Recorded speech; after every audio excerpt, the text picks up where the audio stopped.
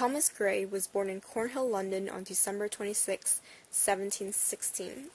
He was an 18th century poet and classical scholar at Cambridge University. There, he spent most of his melancholic and uneventful life in private study of the classics, literature, history, and botany. He wrote a small number of highly accomplished poems, among which the Elegy was an immediate and immense success. Gray combined traditional forms and poetic diction with new styles of expression, and may be considered a classically focused pioneer of the Romantic Revival. Gray died on July 30th, 1771, in Cambridge, and was buried next to his mother in the churchyard of Stoke Poges, the setting for his famous Elegy. Elegy, written in a country churchyard, was written in the late Augustan age and at the beginning of the Romantic period. As the title indicates, elegy written in a country churchyard is an elegy. In literature, an elegy is a mournful, melancholic poem, or a lament for the dead. An elegy is lyrical rather than narrative. Its primary purpose is to express feelings and insights about the subject rather than to tell a story. Typically, an elegy expresses feelings of loss and sorrow, while also praising the deceased and commenting on the meaning of the dead person's time on earth. Gray's poem reflects on the lives of humble and common people buried in the cemetery of a church. The curfew tolls the knell of parting day, the lowing herd wind slowly over the lea. The ploughman homeward plods his weary way, and leaves the world to darkness and to me. Now fades the glimmering landscape on the sight, and all the air a solemn stillness holds, save where the beetle wheels his droning flight, and drowsy tinklings lull the distant folds. Save that from yonder ivy-mantled tower, the moping owl does to the apt moon complain of such as wandering near her secret bower, molest her ancient solitary reign. Beneath those rugged elms that yew trees shade, where heaves the turf in many a mouldering heap, each in his narrow cell forever laid, the rude forefathers of the hamlet sleep.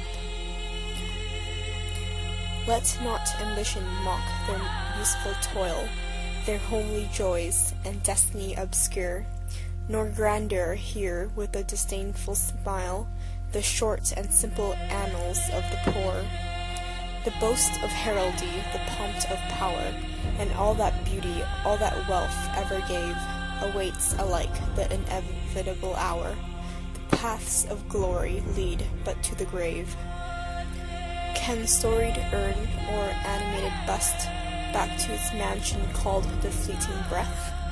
Can honor's voice provoke the silent death, or flattery soothe the dull cold ear of death? Perhaps in this neglected spot is laid some heart once pregnant with celestial fire, hands that the rod of empire might have swayed, or waked to ecstasy the living lyre. But knowledge to their eyes, her ample page, rich with the spoils of time, did never unroll. Chill penury repressed their noble rage, and froze the genial currents of the soul. Some village, Hampden, that, with dauntless breast, the little tyrant of his fields withstood, some mute inglorious Milton here may rest, some Cromwell, guiltless of his country's blood. Their lot forbade, nor circumscribed alone their growing virtues, but their crimes confined, forbade to wade through slaughter to a throne, and shut the gates of mercy on mankind. The struggling pains of conscious truth to hide, to quench the blushes of ingenuous shame, or heap the shrine of luxury and pride with incense kindled at the muse's flame. Far from the maddening crowd's ignoble strife, their sober wishes never learned to stray along the cool sequesters and vale of life. They kept the noiseless tenor of their way, Yet even these bones from insult to protect, some frail memorial still erected high, with uncouth rhymes and shapeless sculpture decked, implores the passing tribute of a sigh. On some fond breast the parting soul relies, some pious drops the closing eyes requires, even from the tomb the voice of nature cries, even in our ashes live their wanton fires. Haply some hoary-headed swain may say, oft have we seen him at the peep of dawn, brushing with hasty steps the droogs away, to meet the sun upon the upland lawn.